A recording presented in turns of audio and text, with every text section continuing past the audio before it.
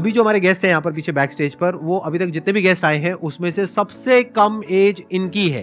उनको आप सब गूगल बॉय ऑफ इंडिया के नाम से जानते हो। Please give a energetic and warm welcome to Kautilya Pandit.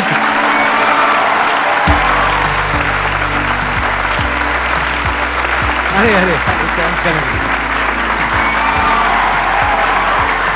Please बैठो।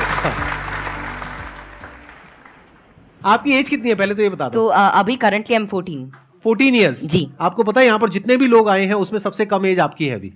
लेकिन सर मतलब जितने भी लोगों से अब तक मैं मिला हूँ आपकी एज के, मतलब 40-50 साल के या 30 ईयर्स के, आपके जितने भी शोज देखे हैं उनमें मेरे को तो सबसे कम उम्र के आप लगे हो। अरे ये बताइए मेरे को कि आपकी ये शुरुआत कैसे हुई। जब मैं 5 साल का था तो मुझे लिखना पढ़ना कुछ नहीं आता था। फिर ऐसे ही था कि मैंने 10-15 दिन में ही मतलब लिखना पढ़ना, like all the alphabets and everything I learn them. तो उसके बाद गर्मियों की छुट्टियों की बात है तो मेरे पापा जी एक स्कूल रन करते हैं छोटा सा गांव में, तो वहाँ पर मैं पढ़ता था। कहाँ के रहने वाले हो आप? मैं करनाल। अच्छा जी। तो वहाँ पर एक जैसे हॉलीडे होमवर्क देते सबको एक जनरल कि आपको जो वर्ल्ड मैप होता है, एटलस होता है, अगर जिन जिन को अच्छा लगता है आप वो करके आना, आप मतलब उसे समझ के आना। तो फिर ये मेरे दादाजी ने कहा, फिर पापा जी ने कहा कि तो मैं भी कर सकता हूँ। तो पहले ही दिन मैंने देखा तो I got into it and I learned it. मैं उसमें सवाल पूछता गया और जितने भी मेरे कुछ भी मन में रहता तो वो सब आता गया एंड विद इन 20 डेज और something I got used to it और मुझे बहुत ही अच्छा लगने लगा। एंड जितना भी वर्ल्ड मैप वगैरह इस टाइप की रिगार्डिंग जितनी भी चीज़ें होती हैं, पॉलिटिक्स, इकोनॉमिक्स, वो सभी मुझे मतलब things were very easy for me. And उसी के बाद से लोग कहते गए कि नॉलेज बढ़ता गया और तब से मतलब यही है कि सीखने का प्रयास कर रहा हूँ। कुछ भी नई चीज़ मिलती है, like currently I am a student of 11th grade but I am learning things like astrophysics and quantum mechanics. तो I am not very into it but I like to study it and जितना भी मेरे से हो सकता है मैं उसके अंदर कोई नई चीज़ देखने का प्रयास करता हूँ और कोई नया सवाल पूछने की कोशिश करता हूँ, क्योंकि जितनी भी ज़्यादा क्वेरीज, जितनी भी ज़्यादा माइंड के अंदर जो भी कोई क्वेश्चन आता है I try to get it forward और वैसे ही सारी चीज़ें आसान होती रहती हैं। I try to delve myself deep into it, क्योंकि कोई भी फील्ड इस टाइप का I think that they need one thing that is really important for them, that is questioning. क्योंकि जितने ज़्यादा आप अलग टाइप के क्वेश्चंस पूछते हो उतना ज़्यादा आप उस चीज़ को अच्छी तरीके से समझ सकते हो। तो वही है कि मैं अभी भी क्वेश्चंस नए ढूंढ रहा हूँ, जवाब उनके मिल ही जाएंगे। बस ये है कि जितने ज़्यादा और नए और अच्छे क्वेश्चंस मेरे पास आते गए और आते हैं उनसे मैं आगे बढ़ने का कोशिश कर रहा हूँ। क्वांटम फिजिक्स में वेव पार्टिकल थ्योरी है जी सर। तो उसको आपने स्टडी किया होगा। हाँ, जैसे कि wave particle theory, dual nature of light and matter, वो सब, हाँ वो सब अभी धीरे धीरे मैं कर रहा हूँ। और स्पेशली अभी तो मैं एस्ट्रोफिजिक्स जो है वो ज़्यादा पढ़ रहा हूँ। और जैसे कि डार्क मैटर है, डार्क एनर्जी है, तो या फिर माइक्रोवेव रेडिएशन है, बैकग्राउंड रेडिएशन, एक्सपैंडिंग यूनिवर्स, ये सारी चीज़ें मुझे काफ़ी इंट्रीग करती हैं और इनके बारे में मैं कुछ रिसर्च पेपर्स और अलग अलग चीज़ें अभी स्टडी कर रहा हूँ। तो जीरो पॉइंट फील्ड के बारे में भी आपने कुछ स्टडी करी है? नहीं, अभी ज़्यादा नहीं। अभी मैं जनरली जैसे अभी मैं टाइप 1A सुपरनोवा और उनके जो एक्सपेंशन है, लाइफ साइकिल ऑफ स्टार, उनके बारे में अभी मेरी रीसेंट स्टडी चल रही है। मैंने आपकी YouTube पर एक वीडियो देखी थी जिसमें एक न्यूज़ एंकर आपसे कुछ पूछ रही थी और आप एक एक करके सारे सवालों के जवाब दे रहे थे। तो क्या अभी भी आप उस तरह से सवालों के जवाब दे सकते हैं? कोई भी आपसे कोई भी कैसा भी सवाल पूछेगा तो आप जवाब दे सकते हैं? क्योंकि ऐसा है कि नॉलेज तो एंडलेस है और सब कुछ तो कोई जान ही नहीं सकता। लेकिन ये है कि जितना ज़्यादा मतलब अपने सराउंडिंग्स को ऑब्जर्व करते हैं तो उतना ज़्यादा क्या है, जितना ज़्यादा आप नॉलेज ग्रहण करते रहते हैं उतना आपका माइंड एक तरह की मैग्नेट की तरह बन जाता है। और उसके बाद कोई भी इंफॉर्मेशन, कोई भी चीज़ वो आपको आती रहती है। और ऐसा है कि बहुत सारी चीज़ें मेरे को नहीं भी पता होती और मैं उनको सीखता हूँ। अगर मानो कोई नई चीज़ मेरे को आज पता चलती है तो मैं उसे सीखूंगा और that would be like great for me. तो कोई भी चीज़ I always like to entertain and get new answers and new questions, क्योंकि उसी से ही एक नया फील्ड, एक नया पर्सपेक्टिव मेरे लिए ओपन हो जाता है। एक्सीलेंट जी। तो अब एक काम करते हैं, आप में से किसी के भी माइंड में कोई भी क्वेश्चन है किसी भी तरह का तो वो आप इनसे पूछिए। मैं ये जानना चाहता हूँ कि क्या हम यूनिवर्स को जान सकते हैं कि वो कितना बड़ा है, या हम अभी तक जान पाए हैं?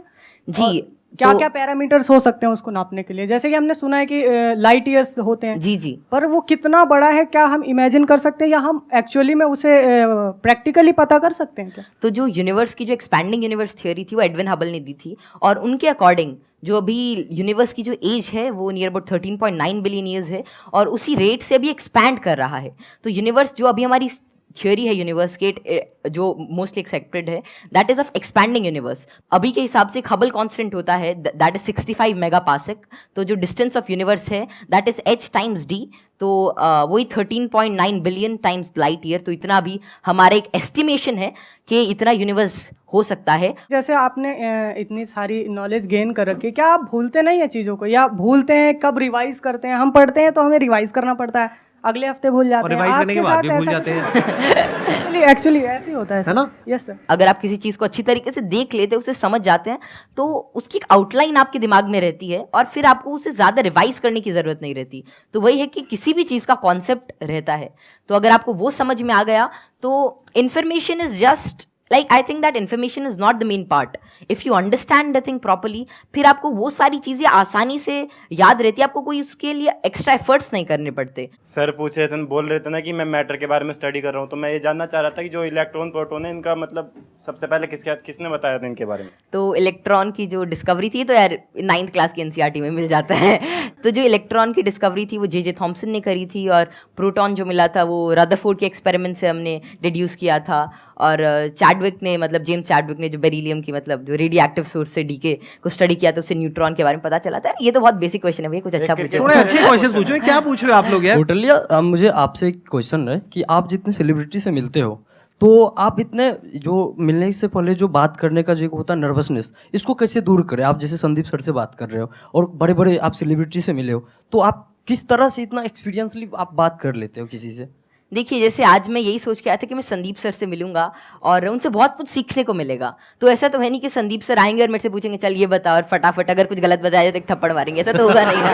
मतलब प्यार से बात करेंगे और अपना आशीर्वाद देंगे, कुछ अच्छा नई चीज़ शेयर करेंगे। तो वही है कि आप मतलब एक फ्री एंड पे रहें, और जहाँ पर भी आप मतलब अपने से आप सच जो है वो एक्सपेक्ट करें कि अगर मैं कहीं से सच बोल रहा हूँ तो थिंग्स वुड गेट ईजी, और make it easy in your brain. और हर जगह से अगर आप कुछ अच्छा सीख करने की कोशिश करते हो, ट्रुथफुल रहते हैं, तो आप में nervousness is just a state of mind, और ये बस चला जाता है, जस्ट मिराज। तो बस संदीप सर हैं, आज इनसे बहुत कुछ सीखने को मिलेगा, आप सभी से आज बहुत कुछ सीखने को मिलेगा। तो आप ऐसा कुछ एक अपना परसेप्शन रखिए और फिर सारी चीज़ें आपके लिए आसान हो जाएंगी। मेरा ये क्वेश्चन है कि जैसे चंद्र ग्रहण लगता है, सूर्य ग्रहण लगता है, तो उसका कैसे पता लगता है कि वो कब लगेगा और किस टाइम में लगेगा, या कितना, उसका कैसे पता लगता है? ये तो पता है कि वो क्यों लगता है, बट इसका कैसे पता लगता है कि अब लगेगा, या कैसे, उसका क्या होता है?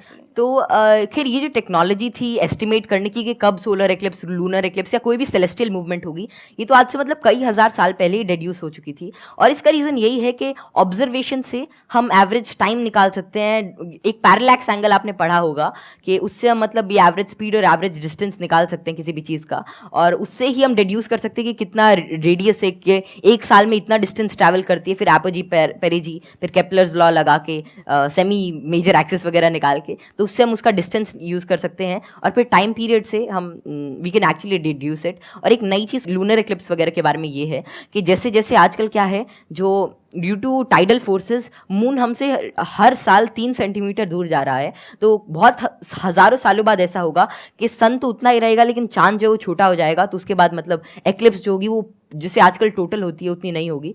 तो ये estimation it is done by using observation. और एस्ट्रोनॉमी एक ऐसा फील्ड है जो हज़ारों सालों तक ऑब्जर्वेशन से ही चला, और बहुत सारे पुराने साइंटिस्ट जैसे केपलर, गैलीली, आर्यभट्ट, जितने भी बड़े लोग थे जो पुराने ज़माने के, वे सभी ऑब्जर्व करते थे। उनकी ऑब्जर्वेटरीज होती थी कि कैसे कैसे जो हेवनली बॉडीज़ हैं ये इंटरैक्ट कर रही हैं, कैसे कैसे ट्रैवल कर रही हैं, इनमें क्या चेंजेस हैं, और उन्हीं सभी चेंजेस को एस्टिमेट करके, उन सभी को देख के आज हमने मतलब ऐसी सारी टेक्नोलॉजी को डिड्यूस किया है कि जिससे हम कर सकते हैं, एस्टिमेट कर सकते हैं उनका टाइम पीरियड, उनका डिस्टेंस, और कैसे वे एक्ट करेंगे। Excellent ji, big round of applause for him.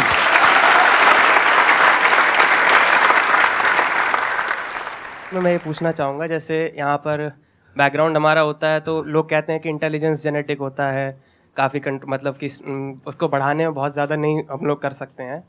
तो आपका इस पर क्या व्यू है कि इंटेलिजेंस, जैसे IQ टेस्ट भी आप बार बार दोगे तो आपका IQ का स्कोर बढ़ने लगेगा उसमें, तो आपका इसमें क्या कमेंट रहेगा कि इंटेलिजेंस के लिए आप क्या व्यू रखते हैं? ये ना बहुत इंटरेस्टिंग क्वेश्चन है जी सर। और मैं ये क्वेश्चन के आंसर से पहले एक बार, अगर आपके पेरेंट्स आए हुए हैं, आपके फादर हाँ, आए हुए हैं, पापा जी आए हुए हैं, मैं एक बार उनसे भी कुछ बात करना चाहूंगा। एक बार उनको माइक दीजिए।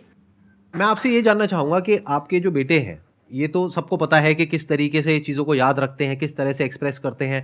क्या आप भी इसी तरीके से चीज़ों को याद रख पाते हैं? पहले तो बहुत बहुत धन्यवाद जो आपने माइक दिया, और जो आपके आज दीदार हुए। हम बहुत दिनों से कुछ एक गिने चुने शख्सियत ऐसे जिनसे नहीं मिल पाए, उनमें एक संदीप माहेश्वरी थे, और जैसे ही कौटिल्य को पता लगा कि उनसे मिलने का मौका मिलेगा, ये बहुत ज़्यादा एक्साइटेड था आपसे मिलने के लिए। Thank you. मेरे पिताजी भी काफ़ी इंटेलिजेंट व्यक्ति थे, कौटिल्य भी इंटेलिजेंट है, और हम बीच की पीढ़ी हैं। थोड़ा सा मैं कुछ कम हूँ, ये दोनों दादा पोता थोड़े ज़्यादा बहुत ऐसे बच्चे हैं जो मेरे से बहुत ज़्यादा इंटेलिजेंट है, मेरे को लगता है, जिनकी बात करने के ढंग से, जो इतने ज़्यादा, आपने छोटे बच्चे को देखा होगा, वो बहुत अच्छे अच्छे सवाल पूछते हैं, मतलब वे कुछ भी पूछ लेते हैं, और मतलब आपको लगता है कि अरे नहीं, ये तो इससे मतलब एज से बहुत ऊपर की चीज़ है, मतलब या तो आप किसी और मूड में होते हो, और हम उसे इग्नोर कर देते हैं। तो जैसे जैसे हम सवाल पूछते हैं, उतना ज़्यादा हमारे अंदर एक मतलब चीज़ों को जानने के लिए एक चाह रहती है, और अगर हम वो उस क्यूरियोसिटी को कर्ब नहीं करते हैं, तो उतनी ही ज़्यादा मतलब वो बाद में सवाल पूछता है, उसके एक इंक्विजिटिव ब्रेन रहता है, और curiosity something that drives this intelligence, and I don't think that there is such a great involvement of IQ and genetics. लेकिन हाँ, अगर आपका मन है कि कोई चीज़ जानने का, कोई चीज़ करने का, then it's all about will power, और कितना आप उसमें टाइम डिवोट करते हैं, कितना आप क्यूरियोसिटी और इंटरेस्ट से काम करते हैं। Because even Richard P Feynman said, it really doesn't matter कि how much you know, but it matters कि आप कैसी चीज़ों के बारे में सोच रहे हैं, और कितना इन्फॉर्मेशन आपके पास है, कितना नॉलेज आपके पास है। It really doesn't matter until and unless you try to use that knowledge, और आप उस नॉलेज से कोई नई चीज़ को समझने का प्रयास करते हैं। और कोई नई चीज़ तभी आ सकती है जब आपके पास कोई नया सवाल होगा।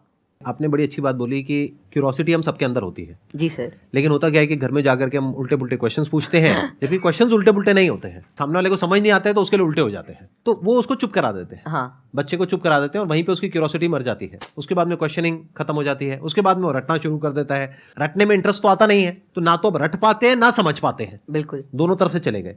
तो अब मैं ये आपसे जानना चाहूंगा कि क्या बचपन में जब आपने क्वेश्चनिंग करी, इस तरह के क्वेश्चंस पूछते थे, शुरू में तो आपने अपने पेरेंट्स से पूछा होगा या अपने आसपास में जो लोग थे उनसे पूछे होंगे जी। तो क्या आपको सपोर्ट मिला?